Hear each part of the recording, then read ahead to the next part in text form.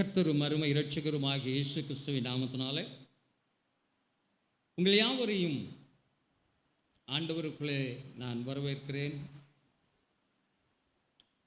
இந்த நாளிலும் அவருடைய வார்த்தையை உங்களோடு கூட பகிர்ந்து கொள்ள ஆண்டவருக்குள்ளே ஆசைப்படுகிறேன்.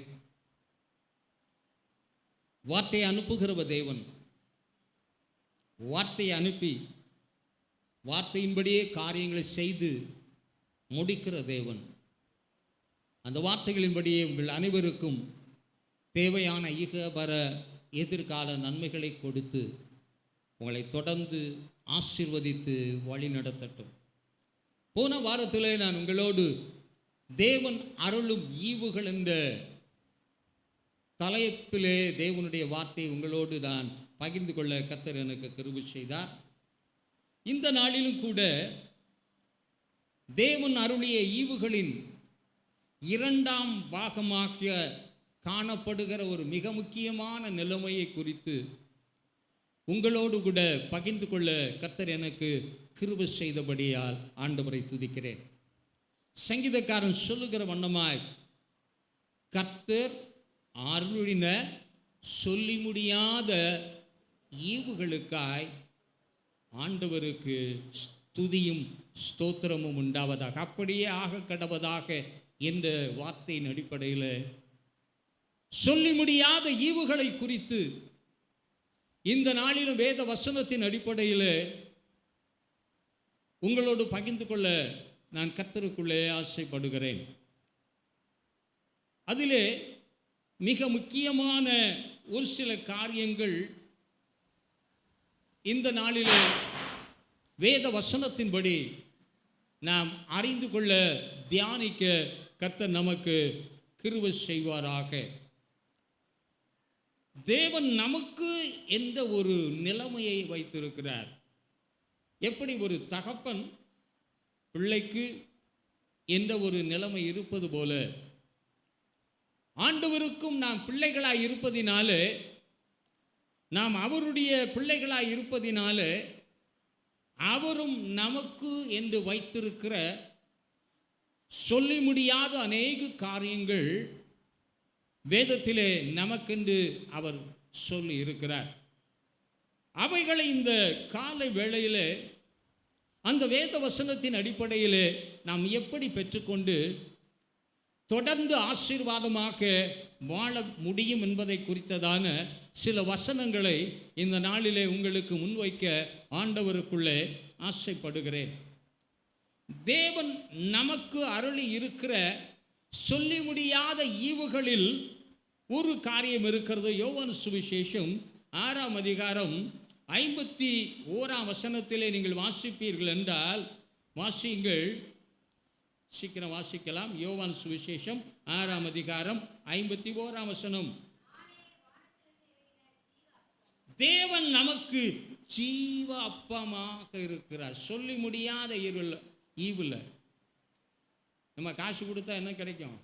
அப்பம் கிடைக்கும். காசுக்கு தக்க அப்பம் கிடைக்கும். நானும் சில விளம்பரத்தில் பார்க்குறேன், எனக்கும் ஆச்சரியமாக இருக்குது. 150 ரூபாய்க்கு 10 வகையான கறிகளோடு. எத்தனை கறியோட? 150 ரூபாய்க்கு அன்லிமிட்டட். எப்படி தான் கொடுக்குறானோ எனக்கு தெரியல. சரி, இருக்கட்டும், அது அப்புறம் பார்ப்போம். இந்த விலைவாசி மிகுந்த காலத்தில் 10 விதமான கறிகளை 150 ரூபாய்க்கு அவன் கொடுக்க முடியும் என்றால், விலைவாசி உயர்ந்திருக்கிற வேளையில் எல்லாமே அதிகம். என் அருமையான ஆண்டவருடைய பிள்ளையே, என் ஆண்டவரால் கொடுக்க முடியாதா? முதலாவது, உங்கள் வாழ்க்கையில் தேவையான காரியங்களில் மிக முக்கியமான ஒன்று, ஜீவ அப்பமாகிய அவரை நீங்கள் அதிகமாய் உங்களுடைய வாழ்நாளில் புசிக்கத்தக்கதாக உங்களை நீங்கள் என்ன செய்யணும்? சிலர் இழைக்கணும்னு சொல்லி சாப்பிடாமல் இருக்கிறாங்க. எதுக்கு? உடம்பு வெயிட்டு போட்டுறக்கூடாது, எவர் ஸ்லிம்மாகவே இருக்கணுமா, ஸ்லிம்மாக இருங்க, ட்ரிம்மாக இருங்க. ஆனால் என்ன ஆகிடாதீங்க, வீக் ஆகிடாதீங்க. இப்போ உங்களை யாரும் சுமக்க அவசியம் இல்லை என்றால் உங்களை நிறைய பேர் சேர்ந்து சுமக்கிற நிலைமை உண்டாகிவிடும். அப்பம் என்பது மிக முக்கியமான ஒன்று. இந்த சரீரம் நன்றாக இருக்க வேண்டும் என்றால் அப்பம் மிக மிக முக்கியமானது. இந்த சரீரத்தை ஆதரிக்கும்படியாக, தேவன் கொடுத்த சரீரம் பலமுள்ளதாய் இருக்கும்படியாக, நன்றாய் இருக்கும்படியாக ஆண்டவர் இந்த சரீரம் வாழ்வதற்காகவே இந்த அப்பத்தை குறித்து இவ்வளவு சிந்தனை உள்ளவராய் நல்ல அப்பங்களை அவர் கொடுப்பார் என்றால், இந்த அன்றாட வாழ்வுக்கு அப்பம் எவ்வளவு மிக முக்கியமாய் தேவையோ அதை போல இன்னொரு அப்பம் நமக்கு மிக மிக மிக மிக தேவையாயிருக்கிறது. அது என்ன அப்பம்? ஆத்திரம், தோத்திரம், ஆமேன். சுருக்கமான ஜெபம், பெருக்கமான ஆசீர்வாதம் தந்துரும் என்று கேட்காதீங்க. அவர் அப்பத்தையும் தண்ணீரையும் என்ற ஒரு வார்த்தையை மட்டும் பயன்படுத்தாதபடி உன் அப்பத்தையும். ஏன் உன்னப்பம் என்று அவர் சொல்ல வேண்டும் என்றால், சில வசதி உள்ளவர்களுக்கு அவர்கள் விரும்புகிற, எதிர்பார்க்கிற விதமாக என்ன செய்ய முடியும், வாங்கி சாப்பிட்டு நல்ல பலமாக இருக்க முடியும். அதே வேளையில் பொருளாதாரத்திலே மிகவும் குறைவுள்ளவர்களாக இருக்கிறார்கள் என்று வைத்துக்கொள்வோம். அந்த பொருளாதார நிலைமையில குறைவுள்ளவர்களாக இருக்கும் பொழுது அவர்கள் வாங்குகிற காரியம் எப்படி இருக்கும்? குறைவுள்ள ஒன்றாகத்தான் இருக்க முடியும். அவருடைய சரீரத்தின் தேவைகளை அது என்ன செய்ய முடியாது, பூர்த்தி செய்ய முடியாது. சரீரம் நன்றாக இருந்தால்தான், உலகம் சொல்லும் சுவர் இருந்தால்தான் சித்திரம், அதுபோல சரீரம் நன்றாக இருந்தால்தான் நாம் எல்லாவற்றையுமே செய்ய முடியும். அப்போ இந்த சரீரம் நன்றாக இருந்தால்தான் எல்லாவற்றையும் செய்ய முடியும் என்பதற்காக அப்பத்தை மட்டும் அவர் தருகிறவராக அல்ல, அதே வேளையில் உன் பொருளாதார சூழ்நிலைகளிலே உன்னை பராமரிக்கத்தக்க நிலைமைகள் இல்லை என்று இருக்கும் பொழுது இந்த சரீரம் பராமரிக்கப்பட்டு ஸ்திரமாக பலமாக எல்லாவற்றை செய்வதற்குரிய பலனோடு கூட காணப்பட வேண்டும் என்றால் உன் நிலைமையில் இருக்கிற அப்பத்தையும் ஆண்டவர் ஆசீர்வதிப்பார். அப்போ உங்களுக்கு அப்பத்தை பார்க்கும்போது அவங்க வீட்டில் இருக்க சாப்பாடு எனக்கு இல்லையே, இவங்களுக்கு கிடைக்கிற சாப்பாடு எனக்கு இல்லையே, ரொம்ப வசதியாக இருக்கிற இடத்துல கிடைக்கிற சாப்பாடு எனக்கு கிடைக்கலையேன்னு சொல்லி என்ன செய்யாதீங்க, சொல்ல மாட்டேன்றீங்களா, வருத்தப்படாதீங்கன்னு சொல்கிறேன். அவனை காட்டிலும் நன்றா இருக்கத்தக்கதாக ஆண்டவர் உங்களை நீங்கள் சாப்பிடுகிற அதே உணவை ஆசீர்வதித்து அந்த உயர் உணவை சாப்பிடுகிற மனிதன் கொள்ளுகிற பலத்தை காட்டிலும் அதிகமான பலனை தருவார். இந்த சரீரத்தை பலப்படுத்தலைன்னா, அதுவும் பலப்படுத்த வேண்டிய வயதிலே நாம் நம்முடைய சரீரத்தை பலப்படுத்தி கொள்ளாவிட்டால் 40 வயசுக்கு மேலே நீங்கள் என்ன சாப்பிட்டாலும் உடம்புல எத்தனை பேருக்கு தெரியும்? பரவாயில்ல, கொஞ்சம் பேருக்கு தெரிந்திருக்கா, ஆண்டவரை ஸ்தோத்திரிக்கிறேன், ஒட்டாது. ஆனால் அந்த 40 வயசு வரையும் கிடைக்க மாட்டேங்குது. அதுதான் கூப்பாடாக இருக்குது. கிடைச்சா சந்தோஷம், கிடைக்கவில்லை. நாம் நம்மை பலப்படுத்தி கொள்ளக்கூடிய வயதிலே நமக்கு கிடைக்காமல் போனாலும் கூட உன் அப்பத்தையும் உன் தண்ணீரையும் கர்த்தர் ஆசீர்வதித்தால், அது எந்த அப்பமாக இருந்தாலும் சரி, தண்ணீராகவே இருந்தாலும் சரி, அதை கர்த்தர் ஆசீர்வதிக்கும் பொழுது இந்த சரீரம் பலப்படுகிற வண்ணமாய், ஒரு ஆவிக்குரிய சரீரம்னு ஒன்று இருக்கு, ஆவிக்குரிய ஒரு ஆத்மான் இருக்கா இல்லையா, அது பலப்படுறதுக்கு நீங்கள் எவ்வளவு சாப்பாடு, ஆன்மீக சாப்பாடை சாப்பிட்றீங்க, காலையில் எவ்வளவு நேரம் வேதத்தோடு செலவழிக்கிறீங்க, உங்களுக்கு நேரம் கிடைக்கும்போது இந்த வேதத்தோடு கூட உங்களுடைய நேரத்தை செலவழிக்கிறீங்க? ரொம்ப அமைதலாக இருக்கிறீங்க. எல்லாம் அவர் அருளிய வேதம் என் உள்ளத்துக்குள்ளேயே இருக்கு பாஸ்டர். இந்த கதை யார்கிட்ட விட வேண்டாம், என்கிட்டையும் விடாதீங்க, அங்கேயும் விடாதீங்க. சிலர் வாய் சும்மாயே இருக்காது, பார்த்துட்டீங்களா? என்னதான் சாப்பிட்டாலும் அப்படியே பார்க்கும்போது என்ன சொல்லுது? சாப்பிடுங்க, சந்தோஷம், கர்த்தர் உங்களை ஆசீர்வதிக்கட்டும். அதை எடுத்து சாப்பிடுதா இல்லையா? போகிற ஒரு இடத்துல சில காரியங்களை சாப்பிட்டே இருக்கா இல்லையா? சாப்பிடும்போது இப்படியா ஏதாவது சாப்பிட்றீங்க? வாடின்னு முகத்தோடு சாப்பிட்றீங்களா? பிரைட்டாக வச்சு சாப்பிட்றீங்களா? இப்படி இருக்கணுமியா, இவ்வளவு டேஸ்டாக இருக்குதுயா, இப்படி பைபிள் படிக்கிறீங்களா நான் கேட்குறேன். என்ன அருமையான வார்த்தைகளை கர்த்தர் கொடுத்திருக்கிறார்.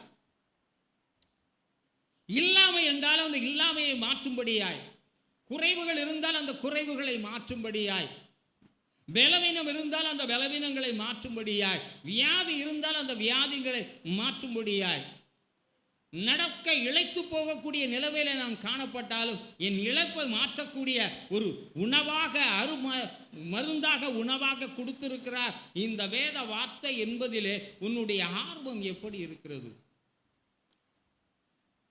இல்ல கடமைக்கு வேதத்தை வாசிக்கிறீர்களா? எப்படிங்க வாசிக்கிறீங்க? ஒரு போதகர் சொன்ன ஒரு வார்த்தையை கேட்டேன். ஜெபம் பண்ணாதவங்களை ஜெபம் பண்ண வைக்க அவர் சொன்னாரா, உனக்கு கிடைக்கிற நிமிஷத்தில் ஜெபம் பண்ணு. எப்படி? இப்படி நடந்து போயிட்டே ஆண்டவரே ஆசீர்வாதம் என்னை பார்த்து கற்றுக்கலாம். அந்த நேரத்தில் உனக்கு ஒரு நிமிஷம் தான் ஜெபம் பண்ண முடியுது, ஒரு நிமிஷம் ஜெபம் பண்ணு. ஜெபம் பண்ண வைக்கிறக்கா இப்படி போயிடாதீங்க. அப்புறம் கொஞ்சம் நேரம் கிடச்சி 2 நிமிஷம் கிடச்சா ஆண்டவரே இந்த மாதிரி கிடத்திட்டே சோத்திரம் சோத்திரம் 2 நிமிஷம். இப்படியே உனக்கு கிடைக்கிற நேரத்தெல்லாம் கொஞ்சம் கொஞ்சமாக ஜெபம் பண்ணி ஒரு நாளில் எவ்வளவு நேரம் ஜெபம் பண்ணுறங்கிறத பாருன்னு சொன்னாராம். எப்படி? நக்கி பார்த்தா தானங்க சுபா தெரியும். சின்ன சின்ன விதத்தில் தேவனை ருசித்து பார்த்தால் தானே, தேவனுடைய காரியங்களோடு கூட ஒரு உறவை வைத்திருந்தால் தானே, அதன் மூலமாக வரக்கூடிய காரியங்களை நாம் சுவைத்திருந்தால் தான் தொடர்ந்து சுவைக்கத்தக்கதான ஒரு ஆர்வம் உண்டாகும். அவர் ஒரு வேன் ஓட்டுகிறவராக இருந்தார். ஆனால் ஆண்டவர் மேலே அதிகமான அவருக்கு ஓரளவு பக்தி இருந்தாலும் ஆலயத்தில் உட்காந்து ரொம்ப நேரம் ஜெபம் பண்ணுறதெல்லாம் அவருக்கு ஆரம்பத்தில் முடியலை. அது அவருக்கு முடியாமலே இருந்தது. அப்போ அந்த போதகர் அவரை ஜெபத்துக்குள்ளே நடத்தும்படியாக அவருக்கு சொன்ன காரியம், உனக்கு எப்பெல்லாம் ஃப்ரீ டைம் கிடைக்குமோ அந்த நேரமெல்லாம் அவர் அதை கொஞ்சம் கொஞ்சமாக செய்ய ஆரம்பித்தார். ஆனாலும் கூட்டி கழித்து பார்த்தா அதிக நேரம் வரல. ஆனாலும் கூட அந்த நேரத்தை அவர் செலவழித்துக் கொண்டே வந்ததினால அவர் சொல்லுகிறார், என்னாலே இப்பொழுது ஜெபிக்கக்கூடிய நேரம் அதிகமாகிக் கொண்டே செல்க. ஏனென்றால் நம்முடைய தேவன் வளரச் செய்கிறவர், நம்முடைய தேவன் மாற்றத்தை உருவாக்கக்கூடியவர், வாஞ்சையை தரக்கூடியவர். நாம் வாஞ்சையோடு ஒரு காரியத்தை செய்யும் பொழுது அதை நிமித்தமாக தேவன் அவருடைய கிரியைகளை நம் மூலமாய் வெளிப்படுத்தும் பொழுது தொடர்ந்து அதை அதிகப்படுத்தும்படியான காரியங்களை செய்யும்படியாய் நம்மை தூண்டுகிறார் நம்முடைய ஆண்டவராய் இருக்கிறார்.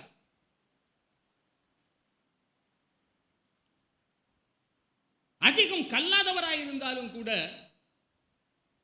இன்றைக்கு அநேகருக்கு, அநேக தேசங்களுக்கு போவதற்கு காரணமாய் அடிப்படையாய் அமைந்ததே கல்வி அல்ல. அவர் தேவனோடு கொஞ்சம் கொஞ்சமாக நேரத்தை செலவழித்து பழகினார். பின்பு அது அவருடைய வழக்கமாய் மாறிட்டு அந்த வழக்கத்திலே அவர் பெருகினார். அப்புறம் தொடர்ந்து ஜெபம் பண்ண அவரால் ஜெபத்தை நிறுத்த முடியவில்லை. துவக்கும்படியாய் கர்த்தர் நம்மிடத்தில் சொல்லலாம், துவக்கும்படியான ஆலோசனை நமக்கு தருவார். ஒரு பத்தி குத்தி எரிந்தா கூட இருட்டில் அது வெளிச்சம் தான் தரும். நெருப்பு கம்மியா இருந்தாலும், அது மிகப்பெரிய நெருப்பாய் காணப்படாவிட்டாலும் இருளிலே அந்த பத்தி குச்சி வெளிச்சம் கூட வெளிச்சமா இருக்கும். இப்போ இருள் நம்ம வாழ்க்கைலாம் எப்படி தான் இருக்கு? பயங்கர பிரைட்டாக இருக்கு. என்னங்க பேச மாட்டேன்றீங்க? வெளிச்சமே அடிச்சா கூட அந்த வெளிச்சத்தையே சாப்பிட்ற அளவுக்கு இருள் இருக்கு. இப்ப அந்த இருள், அந்த காரியத்தை செய்ய பழகிட்டீங்கன்னா ஆலயத்துக்கு உங்களுக்கு அவனுடைய காரியங்களில் பங்கு கொள்ளாம இருக்கவே முடியாதுன்ற.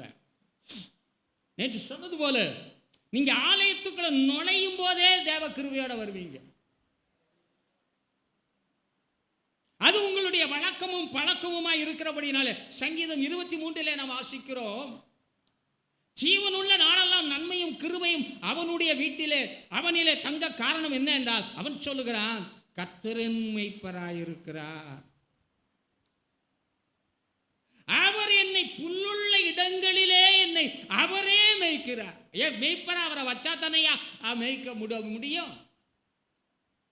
நம்மை குறித்து வேதம் சொல்லும் பொழுது, நீங்கள் அவருடைய கைக்குள்ளான ஆடுகளுமாமே, அவர் மேய்ப்பராய் இருக்கிறார், நீங்கள் அவர் கைக்குள்ளான ஆடுகளுமாமே. அவர் சொல்லுகிறார் யோவான் 10ஆம் அதிகாரத்திலே, என் ஆடுகள் என் சத்தத்தை அறிந்திருக்கிறது, என் ஆடுகள் எனக்கு செவி கொடுக்கிறது, அது எனக்கு பின்னாடி வருகிறது, நான் அவைகளை போஷிக்கிறேன். வெளியே கூட்டிட்டு போகும்போது எண்ணியை கூட்டிட்டு போவேன், திரும்ப வரும்பொழுது எண்ணிய தொழுவத்திலே பத்திரமாய் சேர்க்கிறவர். அமர்ந்த தண்ணீர்கள் என்ற கலங்கின தண்ணி கூட்டிகிட்டே போக மாட்டார். ஆட்டுக்கு கலங்கி ஓடுற தண்ணி பிடிக்காது, அது கிட்ட போகாது. இப்போ உள்ள ஆடு சாக்கடையிலையும் தண்ணி குடிக்காது, விதிவிலக்கு. ஆண்டவரை முன்வைத்து நீ நடப்பாயே என்றால், ஒருவேளை ஒரு இடத்துல ஒரு இன்னைக்கு சண்டை போடுற மாதிரி ஒரு நிலைமை வருதுன்னு வச்சுக்குவோம். என்ன மாதிரி? சண்டை போடுறத பற்றியே மாதிரியே வருது. அந்த இடத்துல எந்த இடத்துல ஆண்டவரை உயர்த்த முடியுமா முடியாதா? முடியுமா முடியாதாங்க? அந்த இடத்துல ஆண்டவரை உயர்த்தும்படியாய் நீ ஜெபம் பண்ண ஆரம்பிச்சா உன்னில் வெளிச்சம் உண்டாகும். உன்னிலே வெளிச்சம் உண்டாகும் பொழுது, அந்த வெளிச்சம் பிரகாசிக்கும் பொழுது சுத்தி இருக்கிற இருள் நிச்சயமா விலகித்தான் போகும். இன்னைக்கு அநேகர் பிரச்சனைகளுக்கு என்ன ஊத்துறாங்க? தண்ணி ஊற்ற மாட்டேன்றாங்க, என்ன ஊத்துறாங்க? பிரச்சனைகளை களைவதை காட்டிலும் பிரச்சனைகள் வளர்வதற்கு என்ன தேவையோ அதை போட்டுக்கிட்டே இருக்கிறாங்க. ஒன்று மாற்றி ஒன்று விட்டு ஒன்று இப்படியே செய்து கொண்டு இருக்கிறதுனால பட்ட வைத்த தீ அணைவதே இல்லை. நாங்கள் ஆண்டவர் உடனே இவ்வளவு செய்யலேன்னு ஆண்டவர் உங்ககிட்ட கணக்கு கேட்கல. அவர் டிரைவராக இருக்காரு, கொஞ்ச நேரம் தான் என்று சொல்லி தேவன் அவர் பண்ண ஜெபத்தை அங்கீகரிக்காம இல்லை. ஒரு நிமிஷம்னால ஆண்டவர் வருவாரியா? அந்த ஒரு நிமிஷத்துக்கு முன்பதாகவே இந்த நிமிஷத்தில் அவன் பண்ணுவான், இந்த காரியத்தில் செய்வான் என்று அறிந்தால் உனக்கு முன்னே வந்து உன்னை கனம் பண்ணுகிற தேவன் அங்க அமர்ந்து இருப்பார். அவர் உன் ஆவியை ஏவுவார், உன் ஆத்துமாவை ஏவுவார். நீ ஜெபிப்பதற்கு தடையா என்னெல்லாம் காரியம் இருக்கிறதோ தடைகளை நீக்குகிறவர் தடைகளை நீக்கும் பொழுது நீ நன்றாக துதிப்பாய், ஜெபிப்பாய், தேவனை ஆராதிப்பாய். அதனாலதான் தானியேலுக்கு ராஜா கேட்கும்போது, நீ இடைவிடாமல் ஆராதிக்கிற உன் தேவன் உன்னை தப்புவிக்க வல்லவராய் இருந்தார். அவன் கேள்வியோட சொன்னான், பதிலோடு சொன்னான், ஆம் ராஜாவே, கர்த்தர் என்னை தப்புவிக்க வல்லவராய் இருந்தார் என்ற ஒரு வார்த்தை. சிங்கங்களின் வாயை கட்டி போட்டார், அதான் பெருசு. சிங்கங்களின் வாயை கர்த்தர் கட்டி போடுவார். அப்ப என்ன செய்ய போறீங்க? எந்த வேலையிலும் ஜெபம் பண்ண முடியுமா முடியாதா? அலங்கத்தை கட்டி எழுப்பின நெகேமியா அலங்கம் வளருகிறது என்று கண்டபோது சத்துருக்களுக்கு பொறுத்து கொள்ள முடியல. சொன்னா இதுல ஒரு நரி ஓடினாலும் உடைஞ்சிடும். அதைரியப்படுத்தும்படியாக தொடர்ந்து அவர்கள் தேவன் கொடுத்த வேலை செய்வதை தடை செய்யும்படியாய், ஜனங்களுடைய மனதை சிதற பண்ணும்படியாய், ஒன்றுபட்டு செயல்பட்டு அலங்கத்தை எழுப்பிவிடக் கூடாது என்பதற்காய் பேசினாங்க. பலவிதமான காரியங்களை சொல்லிக்கொண்டே தான் இருந்தார்கள். ஆனால் ஒரு அளவு வந்தபோது, அது உயர்ந்தது என்று கண்டபோது, கட்டுவதை தடுக்க வேண்டும் என்று விரும்பின போது நெகேமியா சொன்னா, ஒரு கையில் எக்காலம் மறு கையில் பட்டயத்தோட இருந்துட்டான். ஒரு கை வேலை செஞ்சுக்கிட்டே இருக்கும், ஆனா ஒரு பக்கம் என்ன இருக்கும்? எக்காலம் இருக்கும். எந்த பக்கம் எக்கால சத்தம் ஊதப்படுகிறதோ அங்க ஓடிடு. ஆனா நீ கட்டுகிற வேலையையும் இன்னைக்கு தேவையே. கிறிஸ்துவுக்குள் நாம் கட்டப்படுகிறோம், கட்டி எழுப்பப்பட்டு வருகிறோம். வசனத்தினால் தான் கர்த்தர் நம்மை கட்டுகிறார். வசனம் இல்லாதபடி நம்முடைய வாழ்க்கையை கட்ட வாய்ப்பே இல்லை. ஆண்டவரும் கட்டுவார், நீங்களும் கட்ட வேண்டும். நாங்கள் புத்தியுள்ள சிப்பாசாரியை போல உங்களுக்கு சில பல ஆலோசனைகளை, தேவனுடைய வார்த்தைகளை கொண்டு உங்களுக்கு நாங்கள் கொடுக்க முடியும். இது ஜீவனம் உள்ள அப்பம், ஜீவ அப்பம். நானே சாதாரண அப்பம் இல்லை, ஜீவ அப்பம். அவர் ஜீவ அப்பம்னு சொன்னனால எல்லாரும் புசிக்க ஆசையா இருந்தாங்களா? கொல்றதுக்கு தான் இருந்தாங்க. அதை ஏற்றுக்கொள்வதற்கு அவர்களுக்கு மனம் இல்லை. இவர் எப்படி இதை பிச்சு கொடுப்பாருன்னா, புத்திய பாருங்க. அவர் பிச்சு கொடுக்க முடியுமா? இந்த காலவேளையில் உங்களுக்கு நான் தெளிவாய் நான் சொல்ல விரும்புகிறேன். எந்த அளவுக்கு வசனத்தை அதிகம், ஏனென்றா வேதம் சொல்லி இருக்கிறது, பஞ்சத்தை அனுப்புவேன் என்று ஆண்டவர் சொல்லி இருக்கிறார். வசனம் கிடைக்கக்கூடாத ஒரு பஞ்சம் நிச்சயமாய் வரப்போகிறது. இப்ப சபைகள் அதிகமாய் இருக்கிறது, தேவனுடைய வார்த்தைகளை பிரசங்கிக்கிறவர்களும் அதிகமாய் இருக்கிறது, வசனத்தை பிரசங்கிக்கிறவர்களின் கூட்டமும் மிகுதியாய் இருக்கிறது. ஆனால் அந்த கிருபையின் வாசல் அடைபடக்கூடிய ஒரு காலத்தை நோக்கி ஜனம் கடந்து கொண்டு சென்று கொண்டு இருக்கிறபடியினாலே உலகமே சொல்லுகிறது, காற்றுள்ள போதே தூட்டிக்கொள். ஆகவே தேவன் கொடுத்த இந்த கிருபையின் நாட்களிலே, இந்த கிருபையின் காலங்களிலே, தேவன் நம்மை கிருபையாய் கொண்டு செல்கிற இந்த அடிப்படையில் எந்த அளவுக்கு வேத வசனத்தை ஆராய்வதிலும் வாசிப்பதிலும் அதிகமான கவனம் செலுத்தி அந்த வார்த்தையின்படி நம்மை சீர் செய்து கொள்வதை நாம் சரிப்படுத்தினால் நிச்சயமாக ஒரு நாளன்று வரும், கர்த்தர் உன்னை உயர்ந்த இடத்தில் நிச்சயமாக வைப்பார், உயர்வான இடங்களிலே வைப்பார்.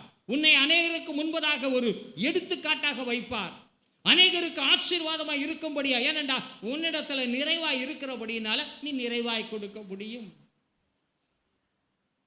அப்ப என்னிடம் நான் ஒரு வெறுமையான பாத்திரமாய் இருந்தேன், சத்துரு என்னை வெறுமையாக்கி வைத்திருந்தான். அந்த பாத்திரம் ஒரு அசுத்தமான பாத்திரமாய் இருந்தது.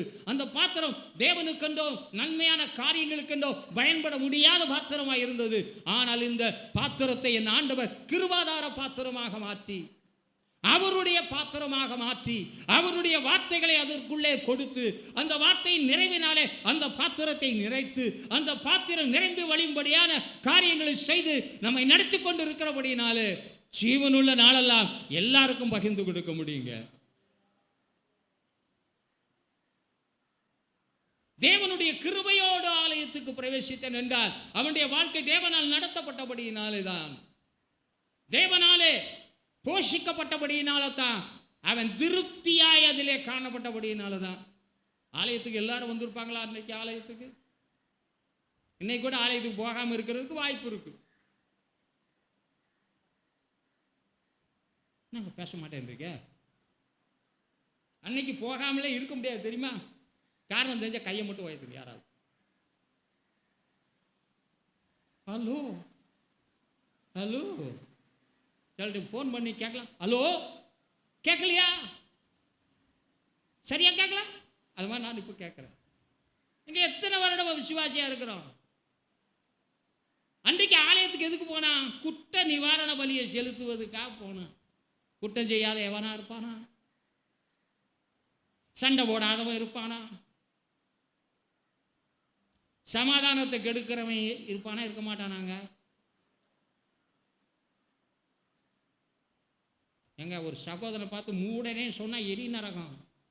முட்டா பையன் நமக்கு காமனாக வந்துடும். முட்டா பையன், லூஸு, அறவேக்காடு, வெந்து போன கேஸு, நூடுல்ஸு, ஊசி போனவன், ரொம்ப கேஷுவலாகவே வந்துடும்.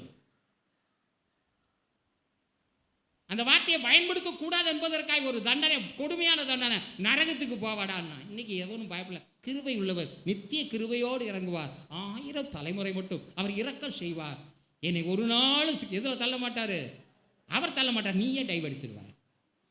ஆண்டவர் ஒரு நாள் சத்தியமாக சொல்ல, ஒருத்தர் சொல்றாரு, விசுவாசியாகி அவிசுவாசியாக போனவர், ஆண்டவர் நரகத்தை தேவ பிள்ளைகளுக்கு உண்டு பண்ணவில்லை, அதனால நரகத்தில் போட மாட்டார்.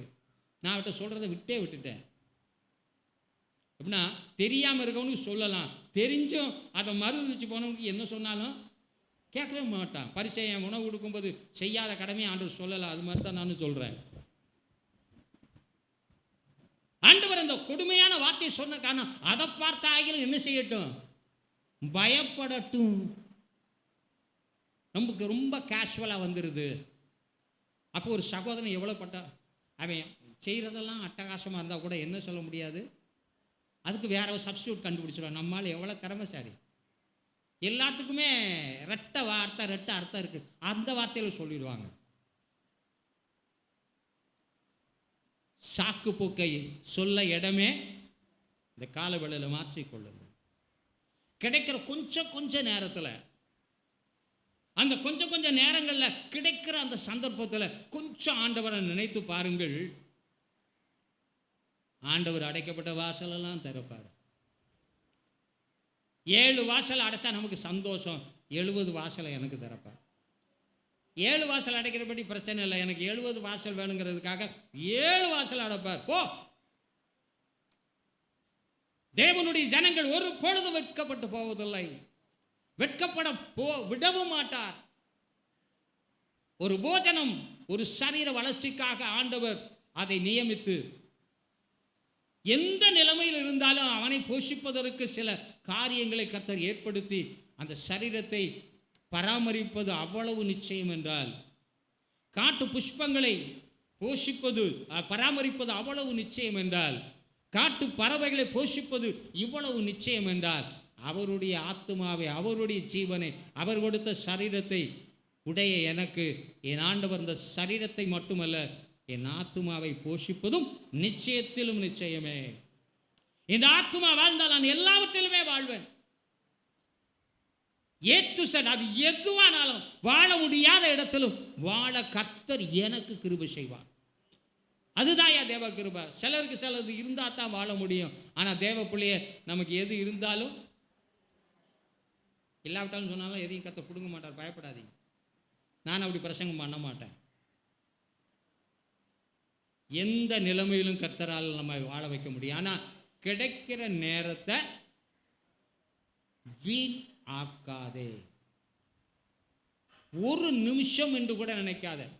ஒரு நாள் ஒரு முக்கிய வேலை நிமித்தமாக ஒரு சிறிய காரியத்தை தவிர்த்து வேற ஒரு வேலையை செஞ்சேன். கர்த்தர் உடைச்சாரே பாருங்க, ஒரு பெரிய அடி. அதுக்கு ஈக்குவலண்ட்டே கிடைக்காத ஒரு சூழ்நிலை. அப்போ ஆண்டவர்கிட்ட சொன்னேன், ஒரு 5-10 நிமிஷம் தான் சர்ச்சைக்கு டைம் கிடைக்கும் ஆண்டவரை, போன்னு சொன்னார். ஆனால் கேட்க மாட்டேன்னு செஞ்சேன். அப்போ தான் உடஞ்சிது. அதுக்கப்புறம் கற்றுக் கொடுத்தாரு. அந்த 5 நிமிஷம் 10 நிமிஷம் அந்த இடத்துல போய், அதுக்காக 5 நிமிஷம் 10 நிமிஷம் இருக்கும்போது சபைக்கு வராதுங்க. இது நல்லா நல்ல வார்த்தையை கொடுத்துருக்கிறாரு. வெள்ளித்தட்டில் வச்சு பொற்பளமாக வச்சுருக்காரு. நான் கரெக்டாக 5 நிமிஷத்துக்கு வந்துட்டு போங்க, அந்த அளவுக்கு தான் இருக்கு. அது வேற, சரி இருக்கட்டும். தவறு செய்தேன் என்று ஆண்டவரிடத்தில் சொன்னேன். நீ அது போயிருந்தா அந்த நிலைமை வந்திருக்குமா? 5 நிமிஷம் என்று நீ பார்க்காதே. அந்த இடத்துல நீ போனால் என்ன நீ கனம் பண்ணுகிறாய்? என்னை கனம் பண்ணினால் நானும் உன்னை கனம் பண்ணுவேன். ஆகவே உன் வாழ்க்கையில் என்ன கனவீனமான பாதை வழியாக நீ போனாலும் அந்த இடத்துல நிச்சயமாக நானும் உன்னோடு கூட இருப்பேன். உன்னை திக்கட்டவர்களாய் விடமாட்டேன், உன்னை கலங்க விட மாட்டேன், உன்னை கைவிட மாட்டேன். உலக முடிவு பரிந்தும் சகல நாட்களில் உன்னோடு கூட இருப்பேன் என்று சொன்னார். ஆகவே இந்த காலவேளையில் சொல்கிறேன், உலகம் சொல்லுகிறது காலம் பொன் போன்றது, அதில் உன் கடமை கண் போன்றது. காலத்தை பொன்னாக அவன் சித்தரித்து சொன்னான். சிலர் உட்கார்ந்து அரட்டை அடிக்கிறதுலேயே வாழ்க்கை என்ன செய்யுது, போயிட்டே இருக்குது. இன்னைக்கு ஒன்று செஞ்சு பாருங்க, அந்த அரட்டை அடிக்கிறத கொஞ்சம் அடிச்சுங்க, வேண்டான்னு சொல்லலாம். அதுக்கு ஒரு சின்ன சம்பவம் நான் சொல்லிடுறேன். அதில் ஒரு 5 நிமிஷத்தை குறைச்சி சோம் பண்ணுங்க, அந்த அரட்டை அடிக்கிறதுக்கே ஒரு முற்றுப்புள்ளியை கர்த்தரே வச்சிருவார். எனக்கு நேரமே போகாதுன்னு சொல்லாத, நீ தேவனோடு செலவழித்து பார். ஒரு குடிகார கணவனை கூப்பிட்டு வந்தாங்களாம் பாஸ்டர். அப்போ அவர் ஜெபம் பண்ணாரா, நல்லா குடிக்க உதவி செய்யுங்க. பொதுவாக நம்ம என்ன ஜெபம் பண்ணுவோம், அவர் குடிக்கத்தான் ஜெபம் பண்ணார். ஆனால் கர்த்தர் மாற்றிட்டார். ஆகவே என் அருமையான கர்த்தருடைய பிள்ளைகளை, தேவனுடைய வழி எப்படி இருக்கு, எப்போ எந்த மாதிரி செய்வார் எவருக்குமே தெரியாது. எல்லாத்திலையும் ஒரு எக்ஸம்டட் கேஸ்னு ஒன்று, அதில் நம்ம அதுக்கு ஒன்றும் செய்ய முடியாது. ஆனால் 99% யுவதாஸ் இது மாதிரி பலருக்கு ஆலோசனை சொன்னால் கேட்காம போனான், கேட்டின்பாங்க கெட்டு போனால் அவனை ஒன்றும் செய்ய முடியாது. ஆனாலும் உங்களை மாற்றிக்கொள்ள வாய்ப்பு இருக்கா இல்லையா? ஜெபம் பண்ணி பாருங்கள். அப்போ ஜெபம் பண்ணும் பொழுது தான் தேவனை தேட வேண்டும் என்ற ஆவல் நமக்கு வரும். வியாதியில் உணவை தேடாமல் போய்விடுவோம். வியாதி இன்னைக்கு நிறைய உணவை கெடுத்துருச்சா இல்லையா? என்னங்க ஒரு மாதிரி பார்க்குறீங்க? நிறைய சாப்பிட்டீங்கன்னா கொலஸ்ட்ரால் வந்து ஹார்ட்டை பிளாக் பண்ணிடும். ஐயோ, பிளாக் இல்லாமலே பிளாக்குன்னு சொல்லி பிளாக் ஆகி போகுது.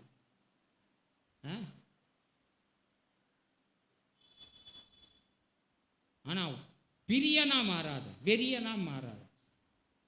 நான் கறி சாப்பிட்றதுக்கு எதிரியே கிடையாது. ஆனால் அது மாதிரி தான் ஒரு பெக்கு பாஸ்டர், பொக்குன்னு போயிடு வேண்டாம், அளவாக சாப்பிடுங்க. உங்கள் உடம்புக்கு எவ்வளவு சேருமோ, ஏன் குப்பை தொட்டியில் போடுறத கொண்டு போய் இந்த மாதிரி பண்ணணும். சரியாக செய்யுங்கள், கர்த்தர் நிச்சயமாய் உங்களை ஆசீர்வதிப்பார்.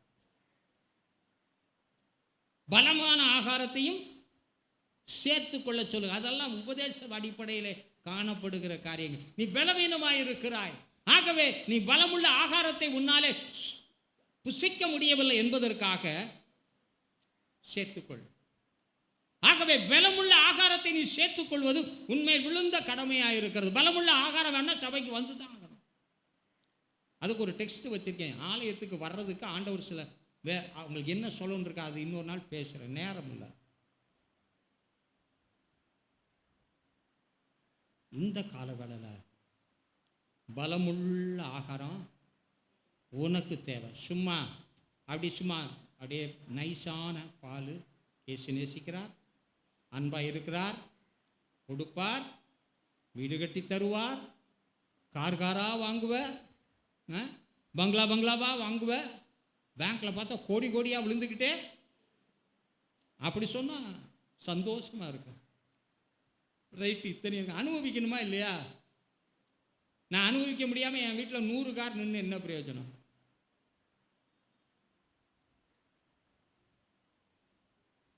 என்னை நேசிக்கிற அன்பானவங்க சொன்னாங்க, வேற கார் வாங்கி தரட்டா பாஸ்டர். நாங்கள் இந்த காரே எனக்கு போதும், இதில் எல்லா கம்ஃபர்ட்டும் எனக்கு இருக்குது. இதில் நீங்கள் 500 கிலோமீட்டர் போனால் கூட ஒரு சின்ன டயர்னஸ் கூட தெரியாது. வண்டி தான் சின்ன வண்டியை ஒழிய எந்த குறைவும் அதில் வராது. கர்த்தர் அவைகளை சரியாக என்ன செய்வார்? செய்து முடிக்க அவர் உண்மையுள்ளவராக இருக்க. அழைத்தவர் உண்மையுள்ளவர், நமக்காய் எல்லாவற்றையும் செய்கிறவர் உண்மையுள்ளவர். கர்த்தர் அதை பார்த்துக் கொள்வார். ஆகவே இந்த நாளிலே ஒரு அளவோடு ஒரு நியதியோடு கூட நாம் எதை செய்வோம்? கர்த்தருடைய காரியங்களை செய்ய நம்மை பழக்குவித்துக் கொள்வோமாக. கர்த்தர் ஒரு நாள் நம்மை விடமாட்டார். இதில் நான் பார்க்கும் பொழுது அடுத்த ஈவாக நான் எதை பார்க்கிறேன் என்றால், யோவான் சுவிசேஷம் 10ஆம் அதிகாரம் 11ஆம் வசனத்தை நாம் படிக்கலாம். யோவான் 10:11.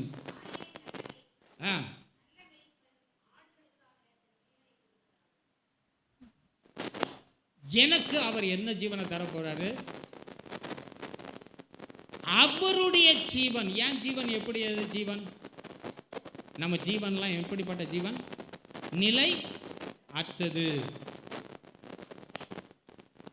நல்ல திடகாத்திரம் உள்ளவன் சொன்னான், ஏதோ சொன்னான், ஆனா ஒன்றுமில்லாத சில காரியங்கள் அவன் ஜீவனை என்ன செய்தது? வாரி கொண்டு போனது. குத்துச்சண்டை வீரனை பற்றி உங்களுக்கு தெரியும் நினைக்கிறேன். வைகை எக்ஸ்பிரஸ் மிகவும் வேகமாய் ஓடக்கூடியது. அவன் பஞ்ச் பண்ண ஆரம்பிச்சான்னா அந்த ட்ரெயின் எவ்வளவு வேகமாக போனாலும் இருக்கிற எல்லா கண்ணாடி ஜன்னலையும் அவனால் உடைக்க முடியும். வைகை எக்ஸ்பிரஸ் போகிற ஸ்பீட் பார்த்துருக்கீங்களா? அவனுடைய பஞ்சிங் ஸ்பீடு அவ்வளவு மார்வலஸ். அப்படி இமக்க நேரத்தில் படப்படன்னு எல்லாத்தையும் உடச்சிடுவான். பரிதாபமாக மறித்து போனான். எத்தனை பேர் தன் ஜீவனை குறித்து மேன்மை பாராட்டினார்கள். நான் அப்படி இருப்பேன். யாரா ஒருத்தர் கேரண்டி சொல்ல முடியுமா? நான் இத்தனை ஆண்டுகள் ரொம்ப பலசாலியா, ரொம்ப திடமுள்ளவனா, எல்லாத்தையும் ஜெயிக்கக்கூடியவனா இருப்பேன்னு எவரா சொல்ல முடியும்? உங்கள் ஜீவனுக்கு எதாவது கேரண்டி இருக்காங்க? உலகத்தில் இருக்கிற எல்லா பொருளுக்கும் கேரண்டி, வாரண்டி கொடுக்கலாம். ஆனால் அந்த ஜீவனுக்கு யாரும் கேரண்டி. ஆனால் இந்த ஜீவனுக்கு அவர் கேரண்டி தர்றார். அவர் என்னுடைய ஜீவனாய் மாறுவார் என்றால், அவர் என்னுடைய ஜீவனாய் இருப்பார் என்றால், தாவீது சொல்லுகிறான், அவர் என் ஜீவன். அவனுக்கு வந்த மரண ஆபத்துகள், மரண பிரச்சனைகளுக்கு என்ன இல்லை, கணக்கே இல்லை. எண்ணிக்கை கணக்கான ஆபத்தான சூழ்நிலைகள் அவனை விழுங்கி விட வேண்டும், அவனை அழித்து விட வேண்டும், அவனுடைய எதிர்காலத்தை ஒன்றுமில்லாமல் ஆக்கிவிட வேண்டும் என்று விரும்பினான். ஆனால் கர்த்தர் அவனுக்கு ஒரு ஜீவனை ஒரு நோக்கத்தோடே கொடுத்திருந்தார். தாவீது இன்ன காரியத்தை என்ன செய்ய வேண்டும், செய்து முடிக்க வேண்டும். அவனுடைய சந்ததியிலே நான் இப்படிப்பட்ட பெரிய காரியங்களை செய்ய வேண்டும் என்று சொல்லி கர்த்தர் முன்குறித்து திட்டமிட்டிருந்தார். அவனும் அந்த மெயின் ஸ்ட்ரீம்ல ஆண்டவரோடு இணைந்து ஓடினான். அதை விட்டு திசை திருப்ப எத்தனையோ பிரச்சனைகள், குடும்ப பிரச்சனைகள், தனிப்பட்ட பிரச்சனைகள், சரீர பிரச்சனைகள், சத்துருவாலே உண்டான பிரச்சனைகள், அவன் நம்பி இருந்தவன், அவனுடைய பிராண சிநேகிதனாலே, குடும்பத்தினராலே எவ்வளவோ பிரச்சனைகள் வந்தாலும், ஆபத்துகள் இருந்தாலும் ஒன்றும் அவனை தொட கர்த்தர் அனுமதிக்கவில்லை. ஏண்டா, கிறிஸ்து அவனுடைய ஜீவனாக இருப்பதினால். இன்னொன்று பைபிள் சொல்லுது, எனக்காக ஒருவன் தன் ஜீவனை அர்ப்பணிக்க விரும்பினால்,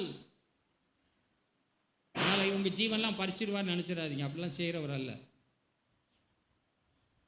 ஆனால் ஒருவன் தன் ஜீவனை தனக்காகவே வைத்துக் கொள்வான் என்றால், அவனுடைய ஜீவனை பற்றியும் வேதம் தெளிவா, தன் உலக வாழ்க்கைக்காகவே குடும்பம் பிள்ளை இதையே சுற்றி ஓடினான்னா தன் ஜீவனுக்கு கேரண்டியே.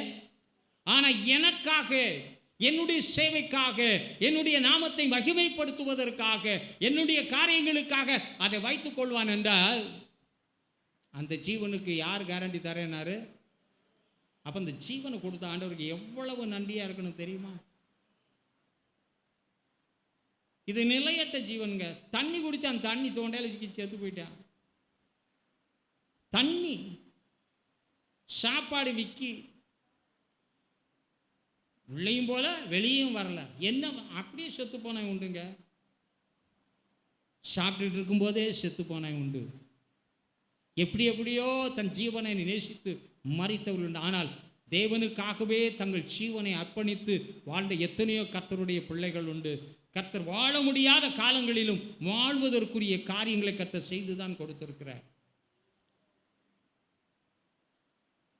தேவன் கொடுக்கிற ஈவிலே நம்முடைய ஜீவன் மிக முக்கிய ஒன்று. மனுஷன் உலகம் முழுவதையும் ஆதாயப்படுத்தி தன் ஜீவனை, தன் ஆத்துமாவை, ரெண்டையும் நஷ்டப்படுத்தக்கூடாதுன்னு இருக்கு பைபிள்ல.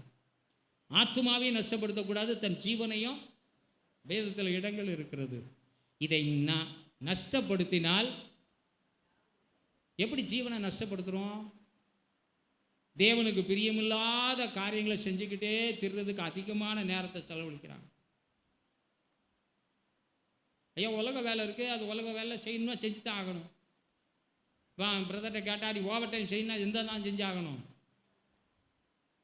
அது அவரால் மறுக்க முடியாத ஒன்று. ஆனால் அதன் மத்தியிலே தேவன் நமக்கு கொடுக்கிற அந்த நேரத்தை தேவனுக்கென்று பயன்படுத்தினா நம்ம அதை சரியாக செஞ்சால் தேவனே அதிகாரிகிட்ட பேசுவார், இவனை டிஸ்டர்ப் பண்ணாத.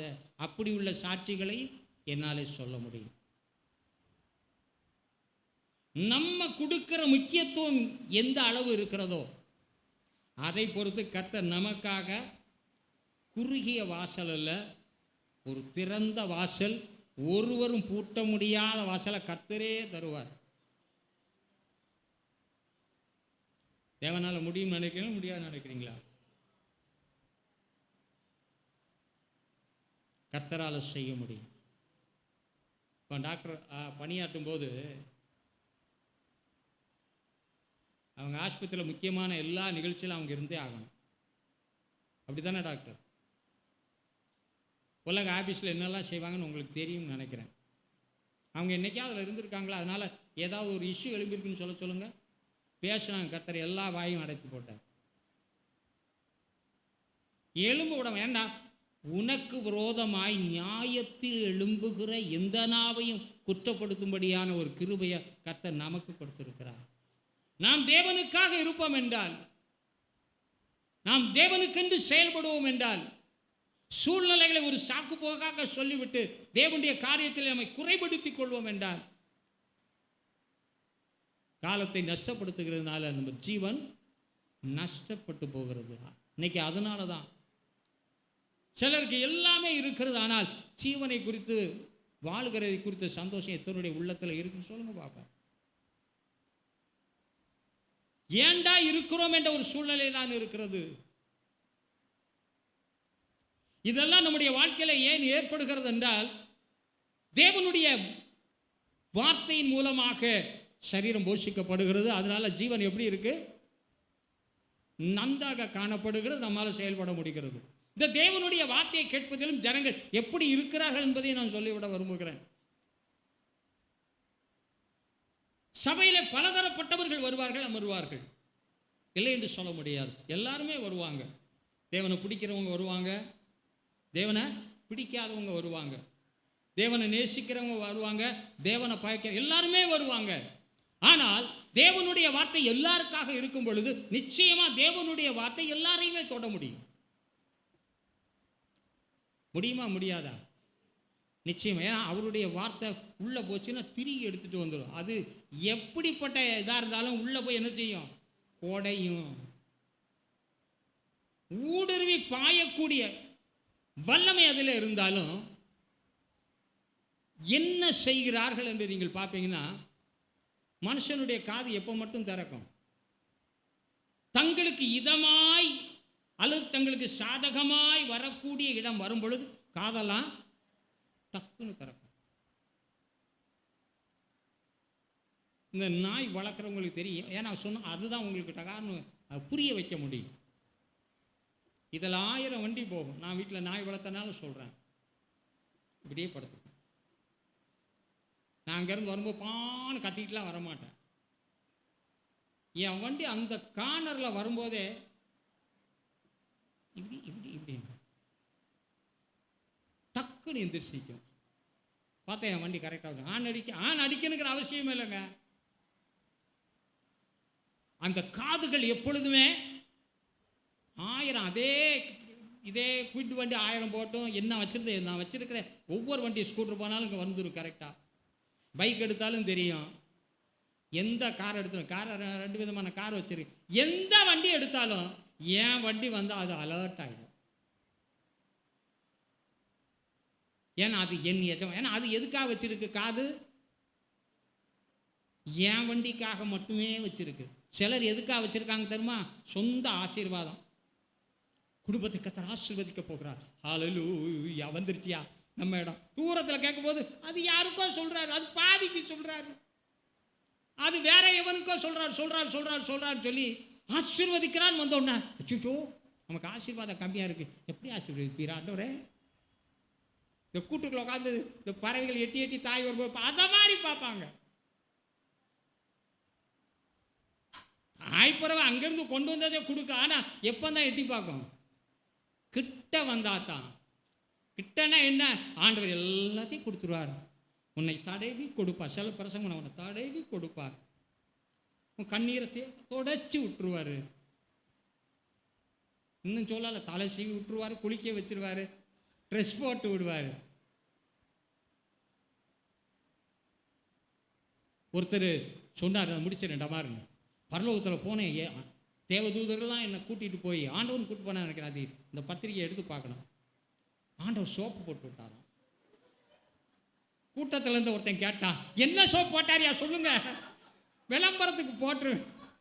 கொடுமைடா, எனக்கு செருப்பு போட்டு விட்டா. ஆண்டவருக்கு வேற வேலையே கிடையாது. ஏன்னா இப்படி சொல்றதை கேட்கறதுக்கு ஒரு கூட்டம் இருக்கு. ஆனா இப்படி வாழுங்க, இப்படி அது வரும்போது அதெல்லாம் ஒரு அடைய ஒரு நல்ல நித்திர முடிச்சுட்டா டக்குன்னு அது வரும்போது அலர்ட் ஆயிடுவாங்க. சரி, நான் என்ன சொல்வேனே தெரியல. சொல்ற ஒவ்வொரு வார்த்தையும் கவனமா நீங்க கேட்டீங்கன்னா தான் அந்த வார்த்தை எப்படி, நான் யாரா இருந்தாலும் சில குறைபாடுகள் இருக்கத்தான் செய்யும். குறை இல்லாதவன் மனிதனே கிடையாது. எப்படினாலும் குறை இருக்கும். அந்த குறையை விட்டு மீளணும்னா அன்னைக்கு உண்டான காரியத்தை நான் கேட்கணும். அதனால தான் பைபிள் படிக்கும்போது கூட, ஆண்டவரே உடைய வேதத்திலுள்ள அதிசயங்களை பார்க்கும்படி என் மனக்கண்களை திறந்தவர். ஆகவே நாம் கேட்கிற விதத்திலும் குறைபாடு உள்ளவர்களாக இருக்கிறபடினாலே, கேட்பதும் நமக்கு ஏற்ற மாதிரி இருந்தால் தான், அது நமக்கு இன்னைக்கு செய்யக்கூடிய ஒரு காரியமாக இருந்தால் மட்டும்தான். இல்லைன்னா இதில் இன்னொரு கூட்டம் இருக்குது, எனக்கு எல்லாமே தெரியும், அது எதையுமே கேட்காது. அந்த பாவியும் கேட்க மாட்டான், எல்லாம் தெரியும், நான் எனக்கு கரைச்சி குடிச்சிட்டேன் பாஸ்டர். எதை குடிச்சிட்டாரா? ஆமாம், அப்புறம் டைரியா தான். ஒருத்தன் மருந்து குடிக்க வேண்டிய மருந்தை கலைக்கு குடிக்கணும், அதை மறந்துட்டான், தெரியாமல் குடிச்சு பார்த்தா கலக்கணும். அப்புறம் இப்படி இப்படி உள்ளவை எங்கே கலங்க. அறகுறையா படிக்காத, அறகுறையா செய்யாத, செஞ்சா தாண்டுனா முழு கிணறு தாண்டுங்க, இல்லை தாண்டாமல் பேஜாமல் அங்கனே கரையில் இருந்துருங்க. ஆண்டவன் ஒன்றுமே கேட்க மாட்டார், உலகத்தை அனுபவின்னு விட்டுருவார். தேவன் குறுக்கிடுவார் நினைக்கிறீங்க? கிடையவே கிடையாது. கிருபையின் காலத்தில் வாழ்றீங்க. நீங்கள் வந்தாலும் ஒன்றும் சொல்ல மாட்டார், வராட்டாலும் ஒன்றும் சொல்ல மாட்டார், கேட்டாலும் ஒன்றும் சொல்ல மாட்டார், கேட்காட்டாலும் செவி சாய்த்தாலும் ஒன்றும் சொல்ல மாட்டார், செவி சாய்க்காட்டாலும். இது கிருபையின் காலம். நீங்களா பார்த்து உங்களை மாற்றி காட்டா மாற்றத்தை பார்க்கவே இல்லைன்னா எப்பொழுதும் போல வருவோம் போவான், வருவான் திம்மப்பண்ண மாதிரி போவான் வருவான், அப்படியே இருப்போம். வாழ்க்கை மாறவே மாறாது. மாறுவதற்காகத்தான் கர்த்தருங்க கொண்டு வந்திருக்கிறாரே. எண்டி நீ சாதாரணமான காரியங்களை நினைச்சா சாதாரணமான காரியம் தான் கிடைக்கும். சாதாரணமான காரியம் இருக்கிறது, திங்கணும், போகணும், வரணும், பிள்ளைகளை கல்யாணம் கட்டணும், வேலை பார்க்கணும், அப்படி ரிட்டையர் ஆகணும், சாகும் போ, அது சாதாரணமான. ஆனால் எதிர்பார்க்கிறது அசாதாரணமான காரியங்கள்.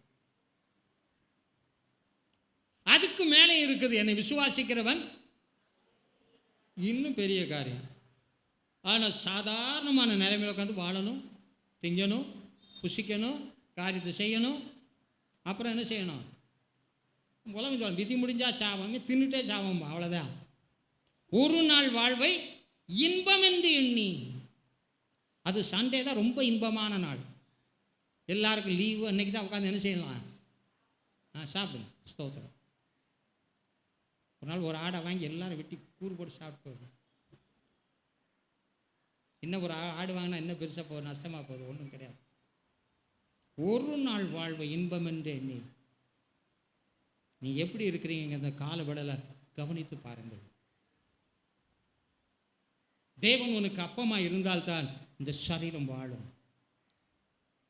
சரீரமாகிய அப்பத்தையும் கர்த்தர் உன் அப்பத்தையும் உன் தண்ணீரை ஆசீர்வதிக்கிறதுனால உனக்கு வளமான சாப்பாடோ வளமற்ற சாப்பாடோ, வளமுள்ளவன் சாப்பிடுகிற சாப்பாட்டை காட்டிலும் நீ சாப்பிடுகிற சாப்பாடு இளைப்படையாத பலனை தந்து இதை பாதுகாத்துக்கொள்ளும்.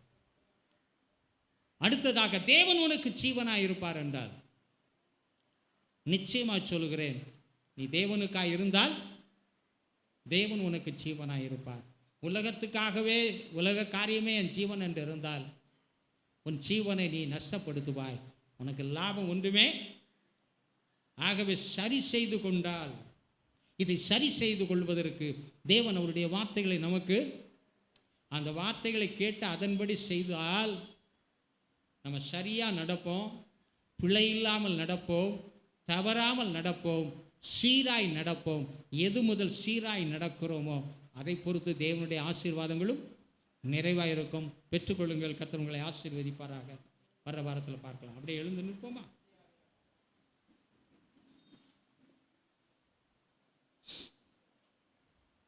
எங்களை அளவில்லாமல் நேசிக்கின்ற எங்கள் அன்பும் இரக்கமுள்ள நல்ல தந்தையே, நீர் கொடுத்த இந்த ஆசீர்வாதமான நல்ல வேளைக்காய் இந்த நேரத்திற்காக நன்றி செலுத்துகிறோம். இந்த நாளிலும் கூட நம்முடைய வார்த்தைகளை தியானிக்கும்படியாய் நீர் எங்களுக்கு கொடுத்த கிருபையாக்காய் துதிக்கிறோம். நீர் அருளிய ஈவிலே அப்பம் ஜீவன் என்ற மனுஷனுடைய வாழ்க்கைக்கு பிரதானமான காரியத்தை கொடுத்திருக்கிறீர். இந்த பிரதானமான காரியங்களிலே நாங்கள் எந்த ஒன்றிலும் குறைபடாதபடிக்கு நம்முடைய அப்பத்தை அதிகமாய் புசிக்கிறவர்களாய், எங்களுடைய ஜீவன் உமக்காய் எப்பொழுதுமே இருக்கத்தக்கதான நிலைமையில் எங்களுடைய வாழ்க்கையை வைத்து நடத்துவதன் மூலமாய் இந்த உலக வாழ்க்கையில் இன்னும் அதிகமான ஈவான உங்களுடைய ஆசீர்வாதங்களை ஆவி, ஆத்மா, சரீரம், குடும்பம், எதிர்காலம், பிரயாசம், பிள்ளைகளுடைய சந்ததி வரும் காலங்களில் பெற்றுக்கொள்ள நம்முடைய பிள்ளைகளுக்கு கிருபை செய்வீராக. துதிகனமாக இமை எல்லாமுக்கு செலுத்துகிறேன். எல்லாவற்றையும் இன்பநாதர் இயேசுவின் பொற்பாதம் பணிந்து வேண்டி சமர்ப்பிக்கிறேன். என் ஜீவனும் கிருபையுமுள்ள நல்ல தந்தையே. என் ஆத்துமாவே கர்த்தரை ஸ்தோத்திரி, என் முழு உள்ளமே அவருடைய பரிசுத்த நாமத்தை ஸ்தோத்திரி. என் ஆத்துமாவே கர்த்தரை ஸ்தோத்திரி, கர்த்தர் செய்த சகல உபகாரங்களையும் மறவாதே. ஆமென், ஆமென். கர்த்தர் தாமே எங்கள் அனைவரையும் ஆசீர்வதிப்பார்.